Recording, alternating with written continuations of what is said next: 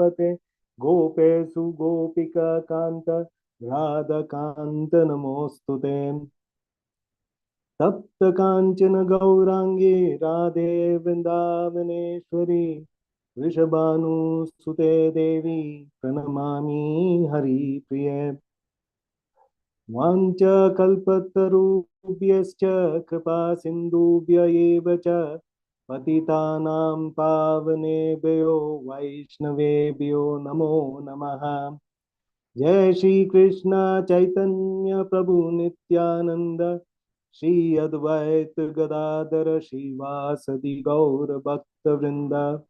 हरे कृष्णा कृष्णा कृष्णा हरे हरे हरे राम राम राम हरे हरे। हरे कृष्णा कृष्णा कृष्णा हरे हरे हरे राम राम राम हरे हरे। जय गौरनिताय जय गौरनिताय जय प्रभुपादा जय शील प्रभुपाद जी की जय। हरिनाम संकीर्तन की जय। जगत गुरु शील प्रभुपाद जी की जय। ग्रंथराज श्रीमद् भागवतम की जय। all glories to the assembled devotees. Hare Krishna. Hare Krishna Prabhu.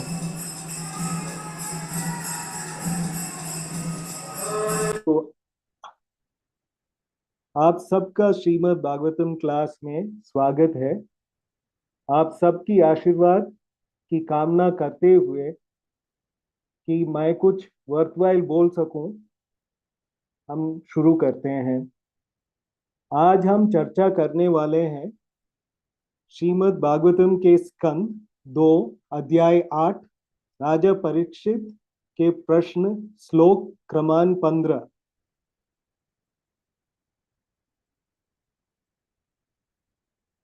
So words भूपाताल ककुप वियोग ग्रह नक्षत्र भूभृताम सरिता समुद्र दीपानाम संभव च एतत् ओक्साम। तो आप में से कोई ये दोहराना चाहेंगे? प्लीज गो अहेड माता जी, प्लीज गो अहेड। जी प्रभु जी। थैंक यू सरिता माता प्रभु जी। जी, भागवतम का आपने मंगलाचरण नहीं किया था। नारायण नमस्कृत्यम। आप थोड़ा लीड करेंगे, I will be more than happy to follow. जी प्रभु जी। प्रभु जी स्टार्ट करते हैं, 1 मिनट में करके श्लोक का फिर पढ़ते हो। जी जी ओम जी। नमो भगवते वासुदेवाय। ओम नमो भगवते वासुदेवाय। ओम नमो भगवते वासुदेवाय। ओम नमो भगवते वासुदेवाय। ओम नमो भगवते वासुदेवाय। ओम नमो भगवते वासुदेवाय।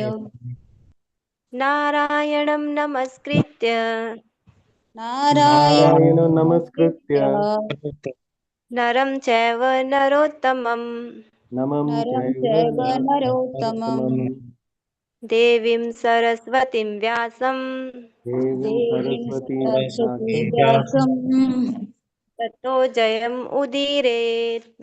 ततो मुदीरये।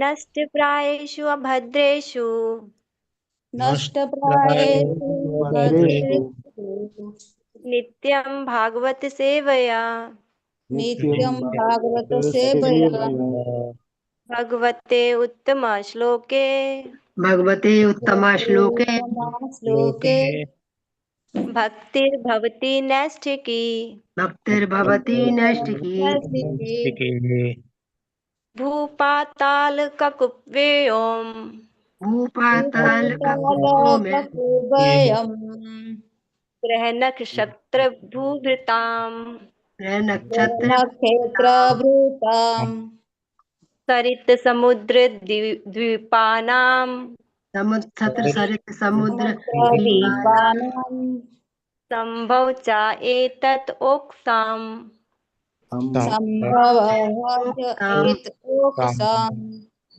भूपातालककुप्योम् भूपातालककुप्योम् भूपातालककुप्यम् ग्रहनक्षत्रभूभिताम् नक्षत्र नक्षत्र भ्रुभूताम् सरित्समुद्रद्वीपानाम् सरित समुद्र द्वीपानां द्वीपानां संभव च एतत् ओक्साम् संभवः च संभवश्चेत् एतत् ओकसाम् भूतालककुप्योम् भूपातालककुप्योम् ग्रहनक्षत्रभूभृताम् नक्षत्र नक्षत्र भ्रुभूताम् सरित्समुद्रद्वीपानाम् सरित समुद्र द्वीपानां समुद्रद्वीपानां संभव च एतत् ओक्साम् संभवः च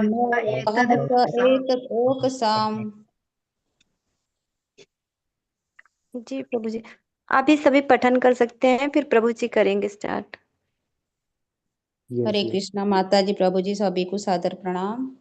सादर प्रणाम। भूपाताल कुकुभ्यं ग्रहनक्षेत्र भूभृतां सरित समुद्र दीपानां संभव च एतत् ओकसाम्। हरे कृष्णा, सभी को सादर प्रणाम। हरे कृष्णा प्रभु जी। भूपातालककुभयोम ग्रहनक्षत्र भूभृतां सरित समुद्र द्वीपानां संभवः च एतद् ओक्साम्। हरे कृष्णा। हरे कृष्णा। एनीबडी एल्स, कोई और बोलना चाहते हैं? ओके, सो ये रीड करते हैं। हे ब्राह्मण श्रेष्ठ, कृपा करके यह भी बताएं कि ब्रह्मांड भर के गोलकों स्वर्ग की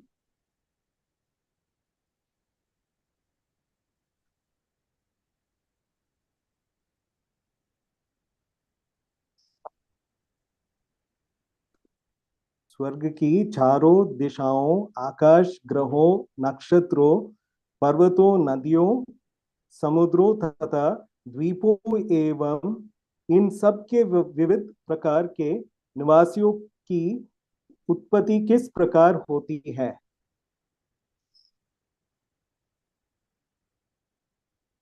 तात्पर्य।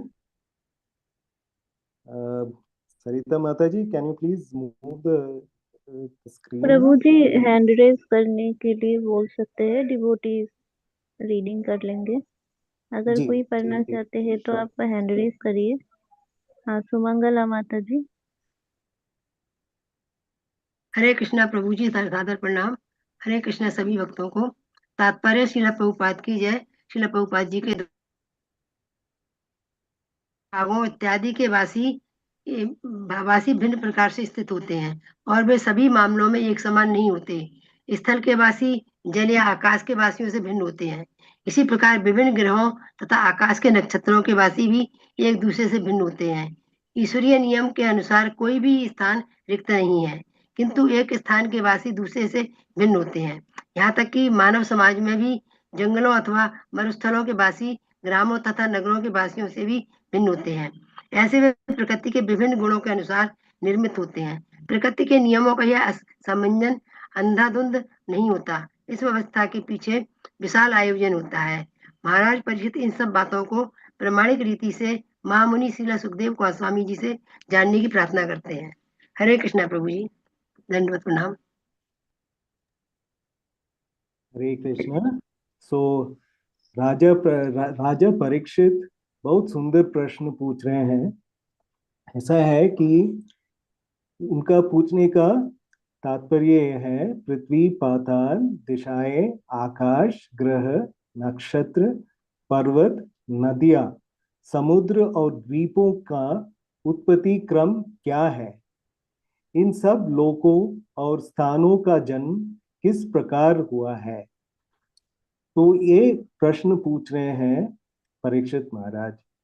सो ये प्रश्न सृष्टि के भौतिक विस्तार से संबंधित है। परीक्षित महाराज जानना चाहते हैं कि ब्रह्मांड के विभिन्न अंग जैसे पृथ्वी, पाताल, ग्रह, नक्षत्र, पर्वत और समुद्र किस प्रकार उत्पन्न हुए हैं। तो प्रभुपाद जी बताते हैं कि ये सब भगवान की विराट रूप की अभिव्यक्ति है। भौतिक जगत की सारी रचनाएं भगवान के शरीर के अंग के रूप में समझी जा सकती है। इस ज्ञान से भक्त को ये समझ आता है कि सृष्टि की हर वस्तु भगवान से जुड़ी है और उसी की शक्ति से प्रकट हुई है। ये श्लोक हमें याद दिलाता है कि सृष्टि की हर वस्तु भगवान की शक्ति से उत्पन्न है। पर्वत, नदियां, समुद्र, ग्रह और नक्षत्र ये सब भगवान के विराट रूप के अंग है। भक्त को चाहिए कि वह इन सबको भगवान की महिमा के रूप में देखे और उनका स्मरण करे। ये संसार कहाँ से आए? रात को तारे हम लोगों को दिखते हैं तो हम सोचते हैं कि ये संसार कैसे चलते हैं, हम यहाँ क्यों आए हैं, पर्पस क्या है, why have we come here, हम लोग ये दुनिया में किस लिए आए हैं। तो श्रील प्रभुपाद जी बता रहे हैं कि ब्रह्मांड, पूरे ब्रह्मांड में है, उसमें अलग अलग लोक हैं और अलग अलग निवासी हैं। अलग अलग निवासी जो है उनके संरक्षण अलग अलग है। जैसे कि मनुष्य जो है 5 महाभूतों से बनाए हुए हैं। तो कोई यहाँ हमें बता सकते हैं कि ये 5 महाभूत जो है वो क्या है? Anybody would like to basically mention what are the 5 पंच महाभूतों? हरे कृष्णा प्रभु जी। जी प्रभु जी, अग्नि, वायु, आकाश, पृथ्वी, अग्नि, जल। वायु, आकाश, पृथ्वी, जल। जल। अग्नि, जल, यस। तो ये 5 महाभूतों से, ये तत्व से बना हुआ है, ये धातु से बने हुए हैं। जो भी ये मटेरियल वर्ल्ड है, जो दुनिया है, संसार है, whatever is made is basically out of this पंच तत्व। ये 5 महाभूतों का कॉम्पोजिशन जो है उसका अनुपात अलग है। मछली की अनुपात अलग रहता है, वो हमारे बुद्धि से परे है। जो पंछी आकाश में उड़ते हैं उनकी संरचना अलग है। सो ये जो भी मछली है या आकाश में जो चिड़िया उड़ते हैं उनका संरक्षण जो है अलग है।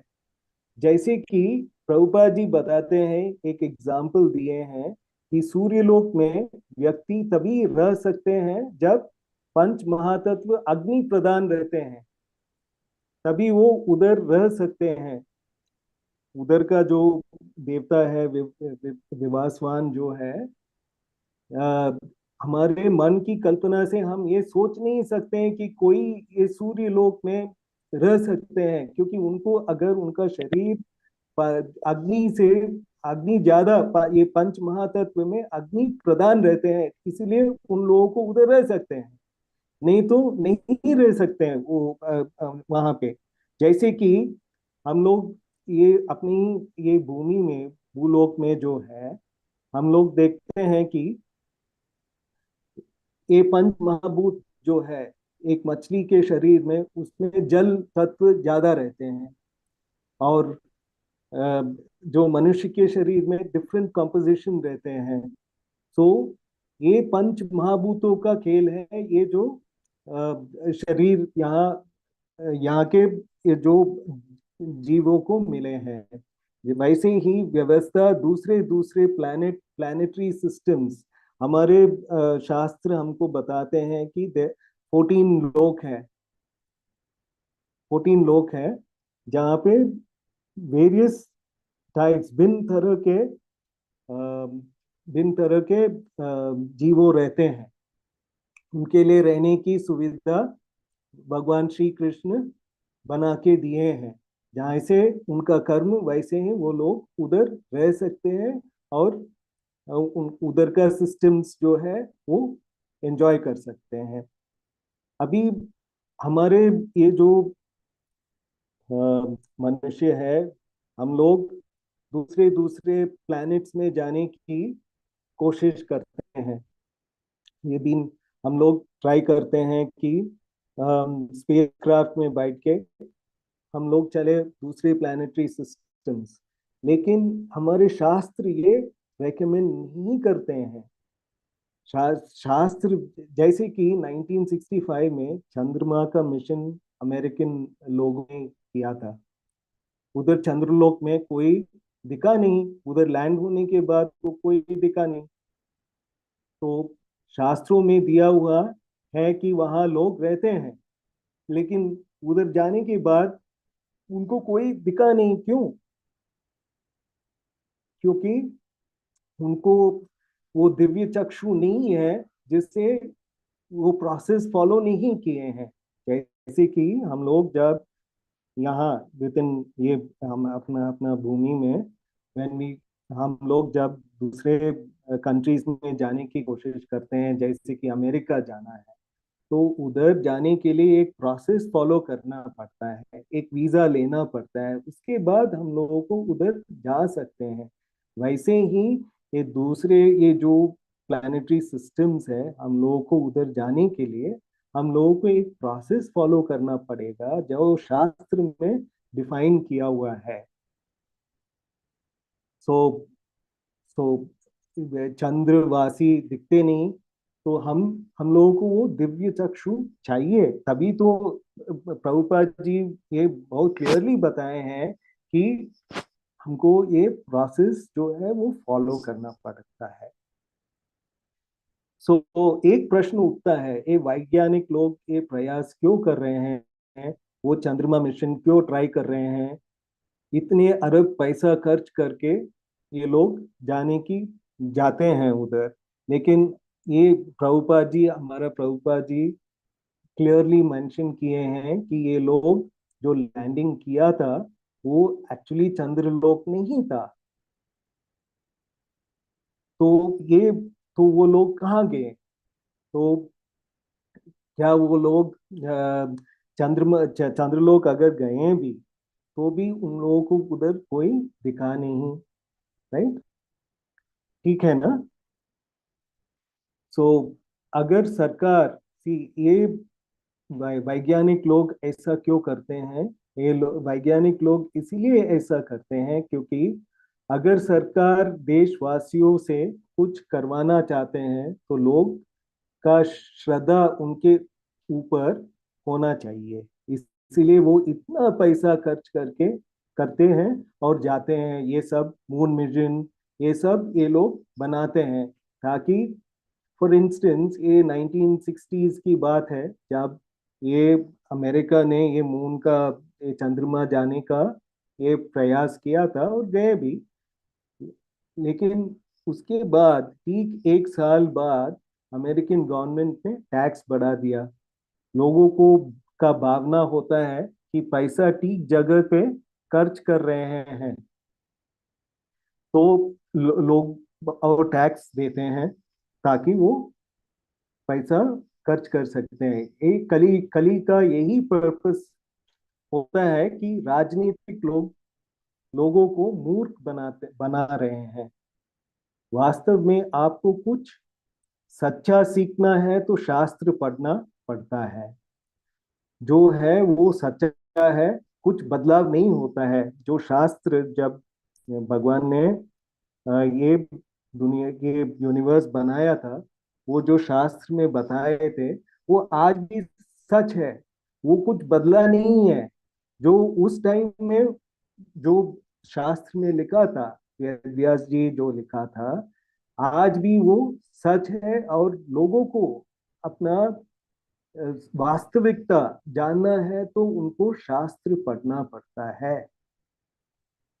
सो ये भगवान का एक विशाल योजना है, आयोजन है, पूरा संसार को वास्तविकता बनाने के लिए करते हैं। भगवान इस संसार में बहुत सारे चीज बनाए हैं जिसका प्रयोग नहीं पता है। ये जानने के लिए हमें शास्त्र का शरण में जाना चाहिए। सच्चे भक्त इस संसार के हर चीज भगवान की सेवा में उपयोग करते हैं, ठीक है ना। एक भक्त का संबंध भगवान के साथ 5 रस में जुड़ते हैं। वो 5 रस क्या है, आप कोई बोलना चाहते हैं?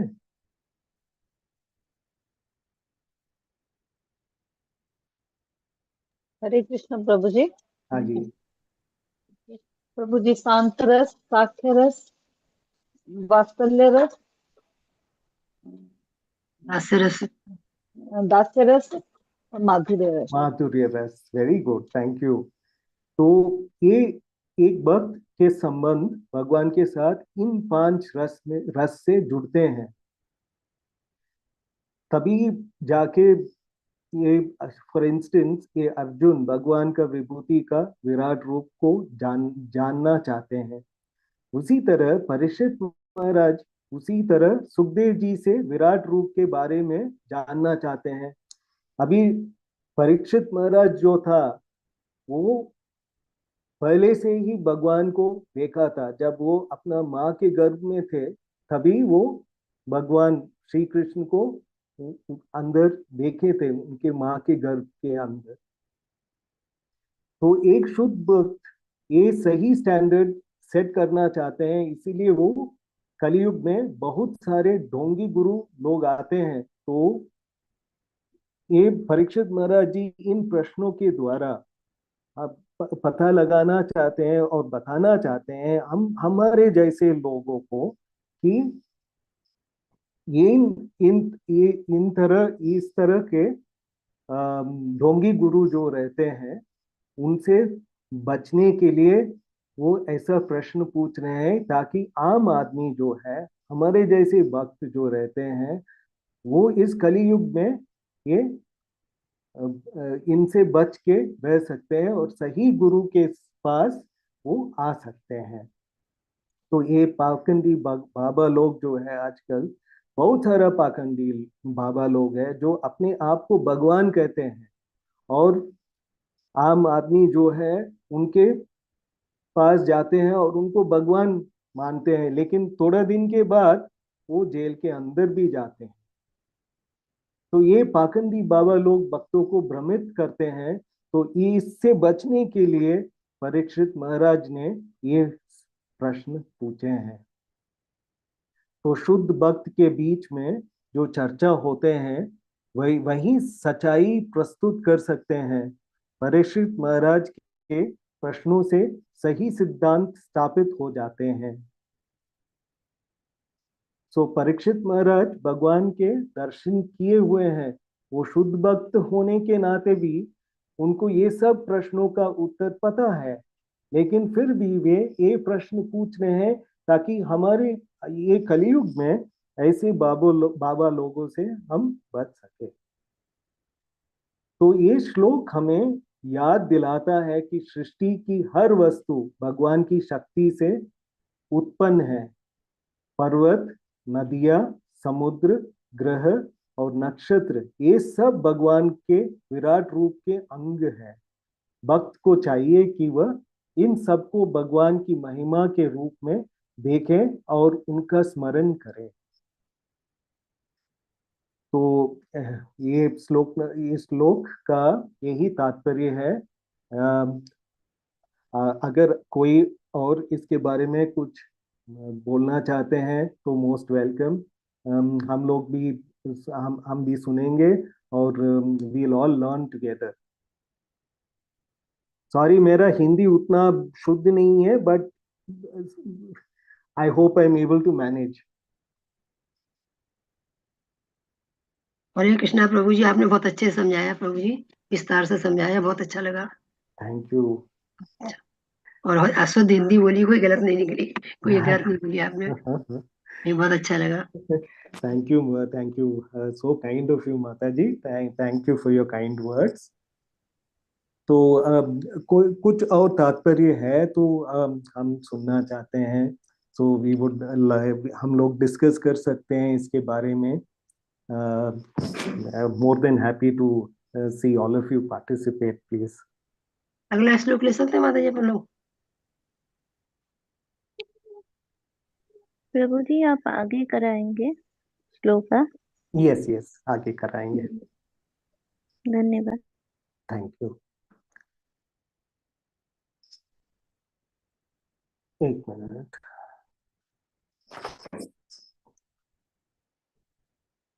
So श्लोक नंबर 16, परमानंद. सॉरी, थोड़ा आप. हाँ, परमानंद प्रमाणम प्रमाण मंड. हरे कृष्णा प्रभु जी. हरे कृष्णा, हरे कृष्णा. धन्यवाद प्रणाम. धन्यवाद प्रणाम. Sarita Mataji, would you mind reading this? I'm not able to read this, please. Ji Prabhu ji. Thank you. श्लोक संख्या 16. प्रमाणम अंडकोशस्य ब्राहे अभ्यंतर्भेदता महतां च अनुचरितं वर्ण आश्रम विनिश्चया. तो आप में से कोई दोहराना चाहेंगे तो काइंडली आप बोल सकते हैं प्लीज.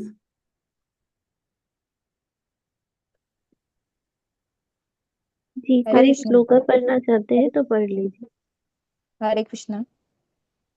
प्रमाणमण्डकोशस्य बाह्याभ्यन्तरभेदता महन्तां चानुचरितं वर्षाश्रम विनिश्चय. हरे कृष्ण प्रभु जी, सादर प्रणाम. हरे कृष्ण प्रभु जी. हरे कृष्ण माता जी, सादर प्रणाम. प्रमाणम मंडकोशस्य बाह्याभ्यन्तरभेदतः महतां चानुचरितं वर्णाश्रम विनिश्चयः. हरे कृष्ण. हरे कृष्ण. हरे कृष्णा प्रभु जी माता जी. प्रमाण मंडा के बाह्यभ्यंतर भेदतः महतां चानुचरितं वर्णाश्रम विनिश्चयः. हरे कृष्ण. हरे कृष्ण. कोई और बोलना चाहते हैं तो आप दोहरा सकते हैं प्लीज. नहीं तो हम वर्ड टू वर्ड मीनिंग पढ़ते हैं. प्रमाणम अंडकोशस्य ब्रह्मा अभ्यंतर वेदता महतां च अनुचरित्रं वर्ण आश्रम निविंचयः. हरे कृष्ण. हरे कृष्ण.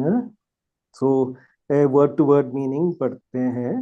प्रमाणम विस्तार तथा माप.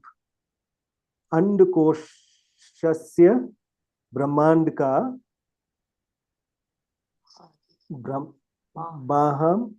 बाहरी अवकाश. अभ्यंतर आंतरिक अवकाश. भेदतः के विभाग में. महताम महापुरुषों का च भी अनुचरितम चरित्र तथा कार्य. वर्ण जातियां आश्रम जीवन के 4 आश्रम.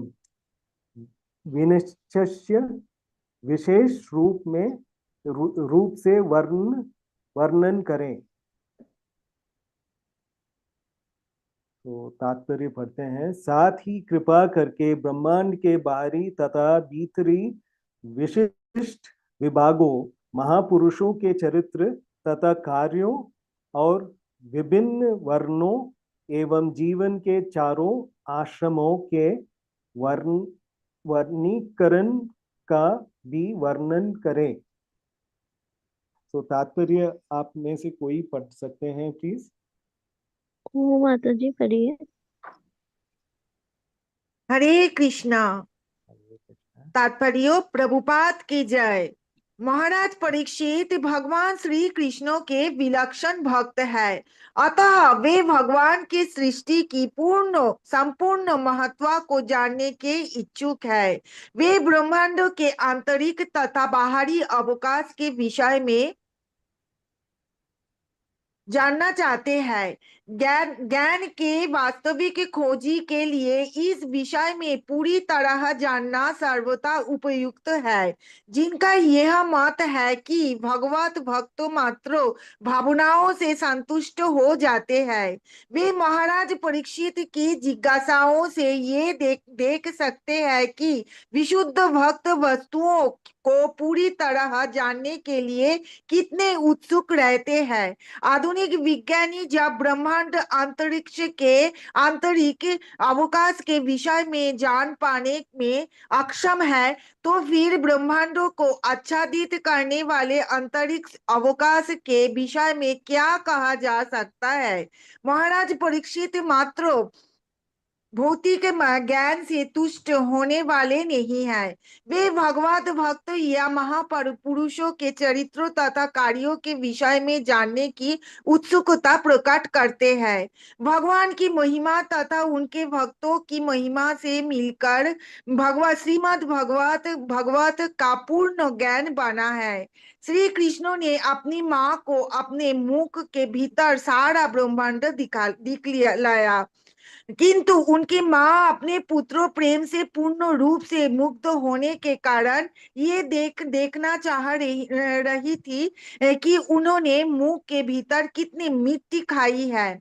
किंतु भगवत कृपा से भक्त लोग भगवान के मुख के भीतर ही ब्रह्मांडों की सारी वस्तुओं देखने में सक्षम होते हैं। हरे कृष्ण। जय माता जी। हरे कृष्णा प्रभु जी, हरे कृष्ण माता जी। शील प्रभुपाद की जय। तात्पर्य प्रभुपाद द्वारा मानव समाज का 4 वर्णों तथा 4 आश्रमों में जैसे विज्ञान विभाजन हुआ, उसके संबंध में भी यहाँ पर वैयुक्त गुणवत्ता के आधार पर जिज्ञासा व्यक्त की गई है। ये 4 विभाग मनुष्य के निजी शरीर के 4 भागों के ही समान है। शरीर के अंग शरीर के अभिन्न होकर भी स्वयं में अंग मात्र होते हैं। चारों वर्णों तथा चारों आश्रमों की वैज्ञानिक प्रणाली की यही विशिष्टता है। मानव समाज के ऐसे वैज्ञानिक विभाजन की महत्वता श्री भगवान की भक्ति के अनुपातिक विकास द्वारा आंकी जा सकते हैं। सरकारी नौकरी में रत कोई भी व्यक्ति जिसमें राष्ट्रपति भी सम्मिलित है, संपूर्ण सरकार का अंग होते हैं। प्रत्येक व्यक्ति सरकारी कर्मचारी है, किंतु इसमें से कोई भी सरकार नहीं है। परमेश्वर के राज्य में जीवात्माओं की ठीक यही स्थिति है। कोई भी व्यक्ति कृत्रिम रूप से श्री भगवान के परम पद का अधिकारी नहीं बन सकता, किंतु प्रत्येक व्यक्ति परमेश्वर की सेवा में निमित्त है। हरे कृष्णा। हरे कृष्णा। सो राजा परीक्षित सुखदेव गोस्वामी से पूछते हैं, ब्रह्मांड का आकार और उसकी आंतरिक तथा बाह्य भिन्नताएं क्या है?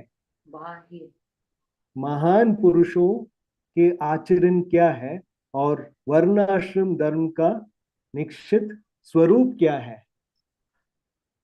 श्रील प्रभुपाद बोल रहे हैं कि ब्रह्मांड का स्वरूप, ये भौतिक जगत एक अंड के समान है जिसमें अनेक लोक और विभाजन है। महान पुरुषों का आचरण, महात्मा लोग सदैव भगवान की सेवा और भक्ति में लगे रहते हैं। उनकी जीवन दूसरों के लिए आदर्श होता है। वर्णाश्रम धर्म समाज को 4 वर्णों ब्राह्मण, क्षत्रिय, वैश्य, शूद्र और 4 आश्रमों ब्रह्मचार्य, गृहस्थ, वानप्रस्थ, संन्यास में बांटा गया है। ये व्यवस्था मनुष्य को क्रमश भगवान की भक्ति की ओर ले जाती है। प्रभुपाद जी बताते हैं कि वर्णाश्रम धर्म का उद्देश्य केवल कृष्ण भक्ति है, अन्यथा ये व्यवस्था अधूरी है। तो ये वर्णाश्रम सिस्टम जो है, जो हमारा ये जो शास्त्र बनाए हैं, ये भक्ति के लिए बनाए हैं। और इसमें 4 वर्णों जैसे कि ब्राह्मण, क्षत्रिय, वैश्य, शूद्र, ये इन लोगों को ये सिस्टम जो है, इसी से ये सोसाइटी अच्छा चल सकते हैं। आजकल कलयुग में हमारे यहाँ अभी देखिए, ये जो 4 वर्ण आश्रम वर्ण जो है वो अभी स्थित नहीं है, इसीलिए इधर इतना कंफ्यूजन है, इतना chaos है। तो ये रहने से ये जो सिस्टम है और ये ब्रह्मचार्य, ये जो आश्रम है, जो हमारे शास्त्र बताए हैं कि ब्रह्मचार्य, गृहस्थ, वानप्रस्थ और संन्यास के ये जो आश्रम बनाए हैं, ये सब सोसाइटी और सोसाइटी के लिए ये चाहिए, तभी एक नियम रहता है, तभी ये प्रॉब्लम्स नहीं रहता है। लेकिन आजकल जो हम लोग प्रॉब्लम्स फेस करते हैं, ये आजकल इट इज मेनली बिकॉज ये वाला आश्रम नहीं है और ये वर्ण वर्ण सिस्टम नहीं है। तो प्रभुपाद बताते हैं कि वर्णाश्रम धर्म का उद्देश्य केवल कृष्ण भक्ति है, अन्यथा ये व्यवस्था अधूरी है। तो अभी ये व्यवस्था वापस लेके आने से हम लोगों को अपना सोसाइटी में बहुत सारा शांति मिलेगा। हमारा शास्त्र पढ़ने से ही हमको ये शांति बनाए रख सकते हैं। ये श्लोक में से हम 3 बात सीखते हैं। ब्रह्मांड का स्वरूप और विभाजन भगवान की शक्ति का प्रमाण है। महात्माओं का आचरण हमें आदर्श जीवन जीने की प्रेरणा देता है और वर्णाश्रम धर्म का पालन मनुष्य को धीरे धीरे भगवान की भक्ति तक पहुंचाता है। तो ये वर्णाश्रम सिस्टम जो है एक सीढ़ी है जो हमको भगवान की भक्ति तक लेके जा सकता है। तो ये सीढ़ी हम लोगों को जरूर ये स्थापित करना है हमारे ये सोसाइटी में। आजकल ये वर्णाश्रम धर्म जो नहीं है, इसीलिए इतना सारा इश्यूज हम लोग देख सकते हैं। तो भक्त को चाहिए कि वह इन सबको भगवान की महिमा के रूप में देखे और अपने जीवन को कृष्ण स्मरण में लगाएं।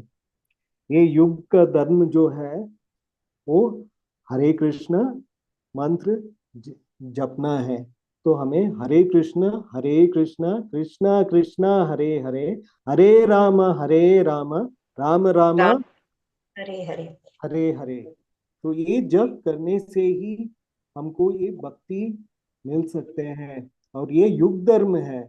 जब तक हम ये युग के ये धर्म पालन नहीं करते हैं तो हमें प्रॉब्लम्स आते रहेंगे और मन का सुकून नहीं मिलते हैं, क्योंकि आत्मा को शांति मिलता है जब ये हम हरे कृष्ण का जप करते हैं।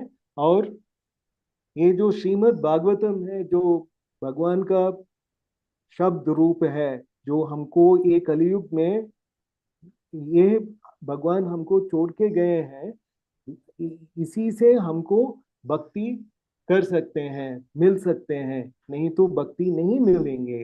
तो जब हम श्रीमद् भागवतम का श्रवण करते हैं तब हमको हमारे कानों के मूल्यम से ये हमारे हृदय के लोटस में जाके बैठते हैं, जैसे जिससे हमको भक्ति उत्पन्न हो जाता है, मिल सकता है।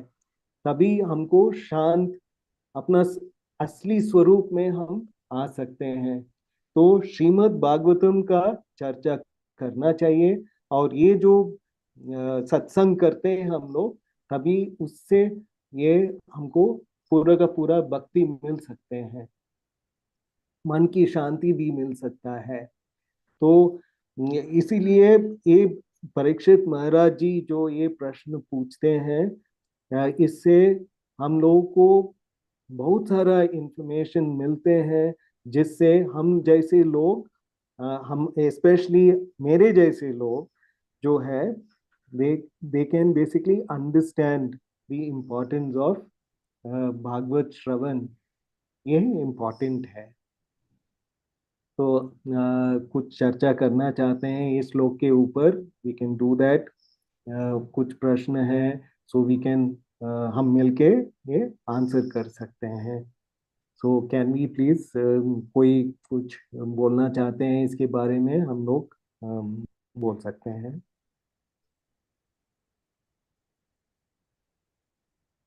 So can we move on, Sarita Mataji, to the next slok? Yes प्रभु जी।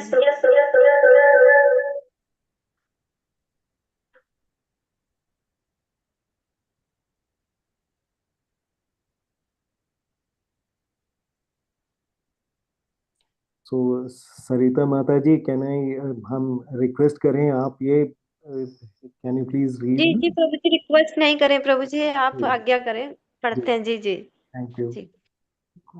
युगानि युगमानं च धर्मो यशश्च युगे युगे अवतारा अनुचरितं यदाश्च यतं हरे। प्रभु जी आप शब्दार्थ पढ़ सकते हैं। हाँ जी। तो युगानी विभिन्न युग, युगमानम प्रत्येक युग की अवधि, छ भी धर्म विशिष्ट कार्य, यह छ तथा जो युगे युगे प्रत्येक युग में अवतार अवतार अनुचरितम तथा अवतार के कार्य, यथा जो आश्चर्य तत्मम समाधिक अद्भुत कार्य हरे परमेश्वर का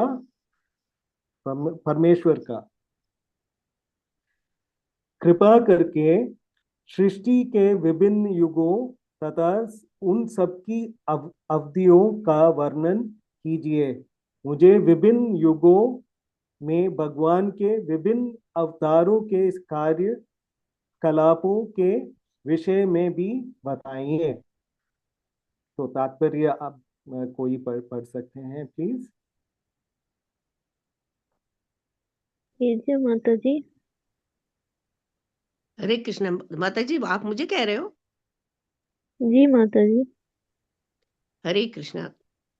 श्री भगवान श्री कृष्ण आदि भगवान है और परमेश्वर के समस्त अवतार उनसे अभिन्न होते हुए भी उन्हीं के उद्भूत है।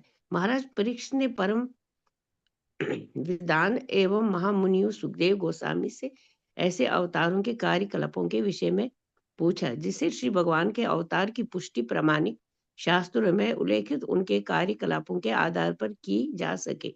महाराज परीक्षित सामान्य मनुष्य की विचारधारा में बहकर श्री भगवान के अवतार को आसानी से स्वीकार करने वाले जीव न थे, अपितु वे वैदिक साहित्य में वर्ण और शील सुखदेव गोस्वामी जैसे आचार्य द्वारा पुष्टि लक्षणों के आधार पर ही उसे स्वीकार करना चाहते थे। श्री भगवान अपने अंतर्गत शक्ति से प्राकृतिक नियमों की किसी अनिवार्यता के बिना अवतरित होते हैं, फलतः उनके कार्यकलाप भी असामान्य होते हैं। श्री भगवान के वरिष्ठ कार्यकलाप उल्लेखित है और हमें ये जान लेना होगा कि श्री भगवान के कार्यकलाप तथा स्वयं श्री भगवान एक है, क्योंकि वे परम सतर पर स्थित है। अतः श्री भगवान के कार्यकलापों के विषय में सुनने का अर्थ है श्री भगवान की प्रत्यक्ष संगति करना, और श्री भगवान की प्रत्यक्ष संगति का अर्थ है बौद्धिक कलमश से शुद्धि। इसकी विवेचना हम पिछले खंड में कर चुके हैं। हरे कृष्णा। हरे कृष्णा। थैंक यू माता जी फॉर रीडिंग दैट।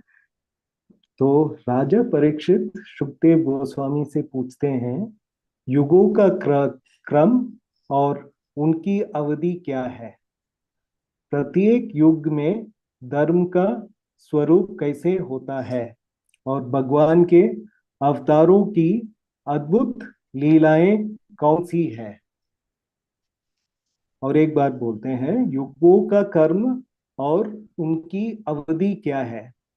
प्रत्येक युग में धर्म का स्वरूप कैसे होता है और भगवान के अवतारों की अद्भुत लीलाएं कौन सी है?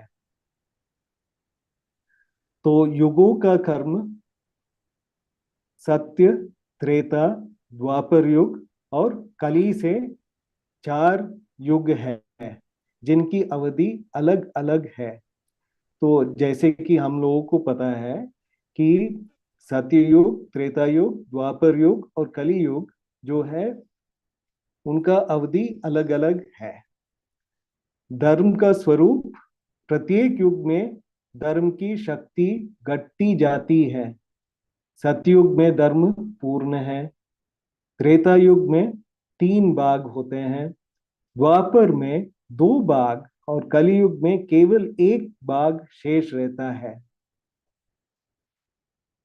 भगवान के अवतार, प्रभुपाद जी बताते हैं कि भगवान प्रत्येक युग में अवतार लेकर धर्म की रक्षा करते हैं और भक्तों को प्रेरणा देते हैं। आश्चर्यजनक लीलाएं, भगवान की लीलाएं अद्भुत और अलौकिक होती हैं जो भक्तों को के हृदय में को शब्द शुद्ध करती हैं। ये श्लोक हमें बताता है कि समय और युगों का कर्म भगवान की योजना है। धर्म युगों के अनुसार घटता बढ़ता है, परंतु भगवान अपने अवतारों से उसे पुनः स्थापित करते हैं। धर्म युगों के अनुसार घटता बढ़ता है और परंतु भगवान अपने अवतारों से उसे पुनः स्थापित करते हैं। तो भगवान जो श्री कृष्ण जी है वो अपने युगों युगों में आते रहते हैं और धर्म का स्थापना करते हैं। तो भक्त को चाहिए कि वह भगवान की लीलाओं का श्रवण करे और उनसे प्रेरणा ले। भगवान श्रवण ही वह साधन है जिससे हम कलयुग में भी धर्म की जीवित रख सकते हैं। यही है इसका, this is basically the earth of this. तो हम लोगों को इसके बारे में कुछ चर्चा करना है, करेंगे। ये श्लोक नंबर 17 आपको समझ में आया होगा। तो if anybody wants to add something, please most welcome, आप ऐड कर सकते हैं। Would love to hear from all of you.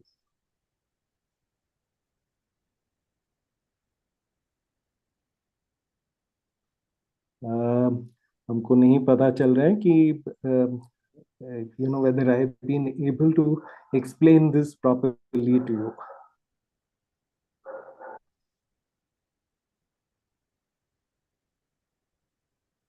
Hello, माता जी आप जी प्रभु जी, म्यूट में आ रहे हैं। हाँ जी, हाँ जी, हरे थैंक यू। कृष्णा। जी प्रभु जी, अगर आप में से कोई डिवोटी कुछ बोलना चाहते हैं तो प्रभु जी को बोलिए। मतलब आप सबको समझ में आ रहे हैं, कुछ कमेंट है, कुछ आप बोलना चाहते हैं तो प्लीज अनम्यूट करके बोलिए ताकि उनको समझ में आए कि आप सबको समझ में आ रहे हैं जो प्रभु जी बता रहे सब हैं। समझ आ रहा है समझ माता जी। प्रभु जी समझ में आ रहा है। Thank you Hare Krishna. माता जी, हरे कृष्णा। इनफैक्ट कृष्णा क्वाइट जी, ऑनेस्टली माय दिस इज ये मेरा फर्स्ट क्लास है। सो मैं हिंदी उतना फ्लुएंट नहीं हूँ, तो थोड़ा thank you for bearing with me, but I hope आप I have been able to explain it, so very kind of you for bearing with me. बहुत अच्छा समझा रहे हैं भाई। हरे कृष्णा प्रभु जी, बहुत ही सुंदर समझाया आपने, बहुत ही सुंदर। Thank you for your encouragement. धन्यवाद Very Prabhu ji. nice, very kind of you for having basically taken this. Thank you very much. So, Sarita Mataji, can we please end this class, or you want to continue? नहीं प्रभु जी, अब खत्म ही करेंगे, class and he करेंगे प्रभु जी। Thank आपने you बहुत अच्छा समझाया, कोटि कोटि प्रणाम, धन्यवाद आपका। कोटि कोटि प्रणाम आपका भी धन्यवाद आप सबको for having basically tolerated me. Thank you very much. नहीं प्रभु जी, आपने बहुत अच्छे से बहुत एक्सप्लेन किया, बहुत अच्छा लगा सुन के आपकी क्लास, बहुत। थैंक यू धन्यवाद, थैंक यू वेरी मच। हरे कृष्णा, हरे कृष्णा। हरे कृष्णा। हरे कृष्णा कृष्णा प्रभु प्रभु जी, जी, दंडवत सादर प्रणाम। प्रणाम। दंडवत प्रणाम प्रभु जी। हरे कृष्णा प्रभु जी, दंडवत प्रणाम। धन्यवाद, प्रणाम। वैष्णव प्रणाम मंत्र बोलते हैं। वांछा कल्पतरुवश्च कृपा सिंधु वैवचा पतितानां दाना पावनेभ्यो पावनेभ्यो वैष्णव वैष्णवो नमो नमः। अनंत कोटि वैष्णव वृंद की जय श्रीला प्रभुपाद की प्रभुपाद जय। जय जय नामाचार्य हरिदास हरिदास ठाकुर ठाकुर की की जय। जय। जय श्रीमद् भागवतम की जय। जय जय। हरे सभी कृष्ण भक्तों प्रभु की को जय। सभी को सादर हरे प्रणाम। कृष्णा हरे प्रभु। कृष्णा, हरे कृष्णा प्रभु जी, दंडवत प्रणाम। हरे कृष्णा प्रभु जी, सबको दंडवत प्रणाम। धन्यवाद, नाउ प्रणाम। यू कैन प्रभु जी अब एंड करते हैं। हरे कृष्ण।